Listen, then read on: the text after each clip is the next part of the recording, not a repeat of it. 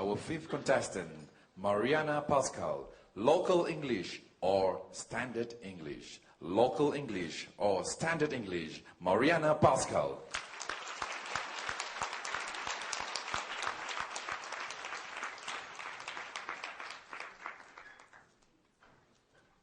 Well, many years ago, my daughter, who is half Chinese, attended a local kindergarten in Johor Bahru. And I remember one day I went to pick her up, and she came running up to me, and she said, "Mommy, what's this?" I said, "I don't know, ask your teacher." She turned and she said, "Teacher, this what, ah?" I said, "What did you say?" She said, "Oh, Mommy, that's Malaysian English." My fellow Toastmasters, we hear a lot these days about local varieties of English. Should we embrace them as a part of the culture? Or should we eliminate them and replace them with standard English? What do you think? Embrace or replace? Yes, I love the local English here. It is the most colorful English in the world. I especially love your crazy two-word phrases. Where, got. Also can. See first. See how. It's so unique. And frankly speaking, I do not think that it is possible to eliminate local English because linguistic habits are very difficult to break. Am I right? Yes. Now, throughout my entire marriage, my Chinese husband has been saying, "Get down from the car." And I've been saying, "Honey, we're not on the car, so we can't get down. We're in the car, we get out." And he says, "Oh, okay, get down." Can't change. In fact, I was in a taxi the other day, and the taxi driver said to me, "Okay, miss, you get down here, huh?" I said, No. You get out here." He said, "It's my taxi, you get out." I think the important thing is that whatever English we speak, Malaysian English, Canadian English, Indonesian English, Bruneian English, that these days we be understood by people from other cultures. Am I right? I have to tell you, sometimes your local English is a little bit difficult for foreigners to understand. I will give you an example. Now, when I first came to Malaysia, I went to a teachers' conference in KL. And at the end of the day, I said to a local teacher, I said, "Excuse me, I'd like to go back to the hotel now. Do you know where I might find a taxi?" And she said, never mind. You follow me." I said, "Well, I don't have a car, so I can't follow you. Do you know where I can find a taxi?" She said, never mind, you follow me." I said to my friend, "She wants me to follow her. Should I run behind her car?"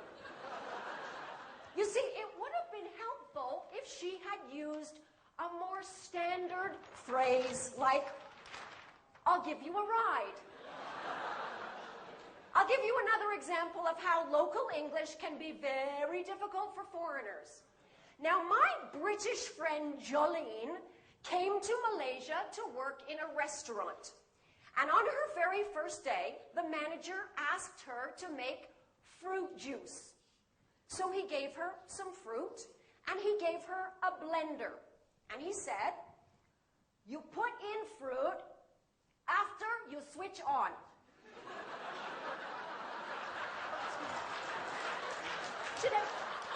Excuse me, I'm putting the fruit after I switch it on.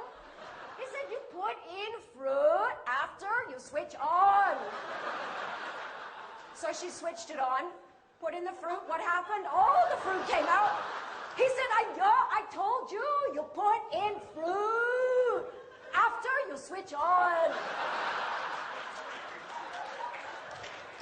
See, she had heard this, right?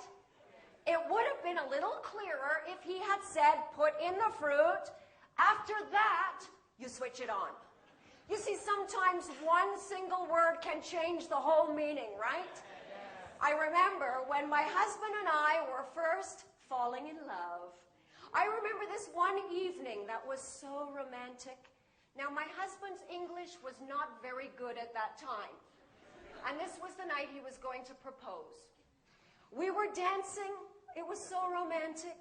We just looked at each other, and he said in the most gentle voice,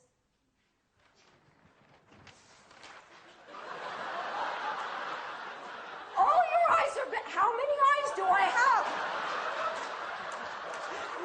I felt like an alien. It was not romantic. There was no proposal that night. Now, sometimes one single letter can change the entire meaning of what you're trying to say, right? My 17-year-old student, Chai Shen, had just come back from England, and she said to me, "Teacher, in England, many people very stupid." I said, "What do you mean?" She said, "I fly to London. My skin very dry. My eyes very itchy. I go to information. I say, 'Excuse me, where can I find ice cream?' He sent me to McDonald's. Very stupid." So where does this leave us with local English? Well, this is what I say. Yes, we need standard English because we must be able to communicate with people from other cultures. But what a terrible shame it would be to lose the beautiful, colorful, vibrant local English. So I say both also can love. Back to you.